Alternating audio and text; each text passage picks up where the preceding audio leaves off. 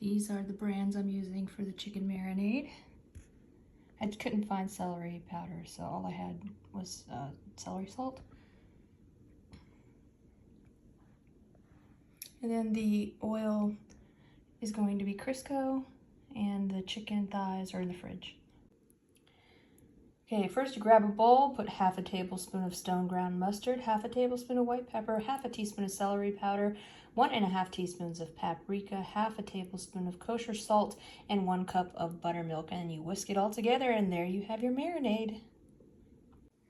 Get you 12 ounces of chicken thigh and cut them into 1.5 inch pieces the best you can. Try to make sure that they are all the same size so that way they cook evenly.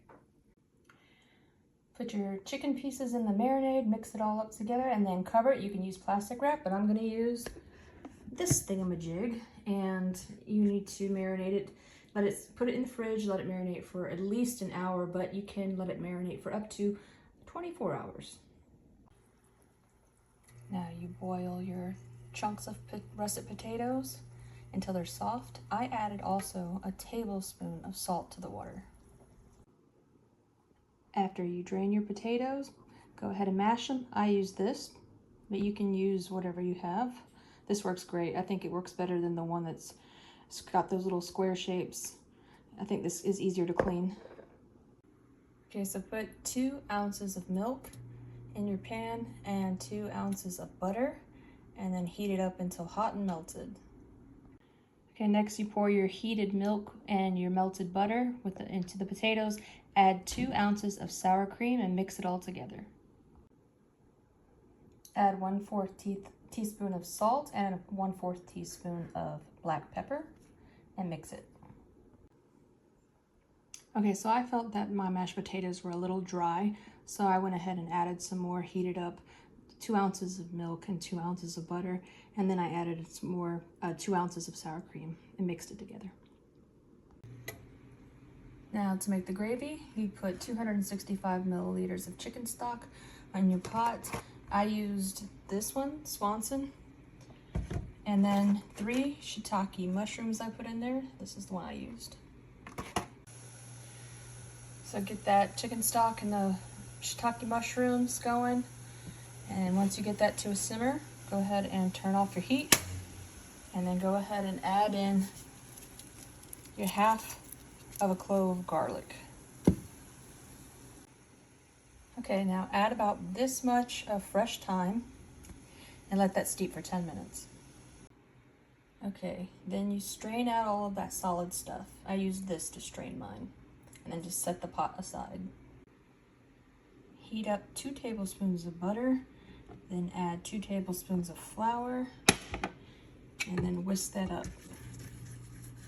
Now that your roux is done, go ahead and add your stock back to the pot, and then we're gonna keep that heated and keep stirring it until it's thickened. Now that my gravy has thickened, I'm going to add 1/4 teaspoon of salt and 1/4 teaspoon of black pepper and 1/2 teaspoon of MSG. And the MSG that I used is this one. Please don't judge my stove. I know what it looks like. Remove the kernels from 1 ear of corn.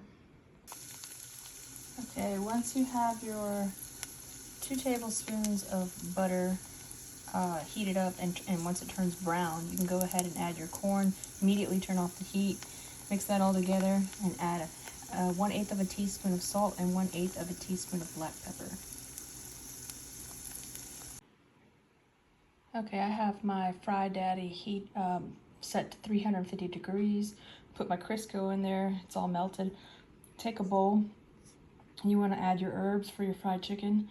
So you'll take a cup of all-purpose flour, 1.5 tablespoons of white pepper, tablespoon of kosher salt, plus 1.5 teaspoons of kosher salt, 1.5 tablespoons of paprika, plus 1.5 teaspoons of paprika, 1/2 tablespoon of MSG, 1/2 tablespoon of ground ginger, 1/2 tablespoon of mustard powder, a teaspoon of dried thyme, 1/2 tablespoon of garlic powder, teaspoon of oregano, teaspoon of celery salt. Now, his recipe called for celery powder, but I couldn't find that in the store, so I have to use celery salt. half a tablespoon of black pepper. He used a special kind of pepper, but I couldn't find that either, so I just used black pepper. And mix this all together. Okay, grab yourself a baking sheet. Now, you don't have to put aluminum foil on yours, but I wanted to put put some on mine, and I dusted it with flour. And now we're going to dredge the chicken into the spices. Okay, I've got these all. Take the marinated chicken, I put it in the spices. It's all ready to be deep fried. I have one in the deep fryer right now as a test run. You just want to test one out first and then do the rest.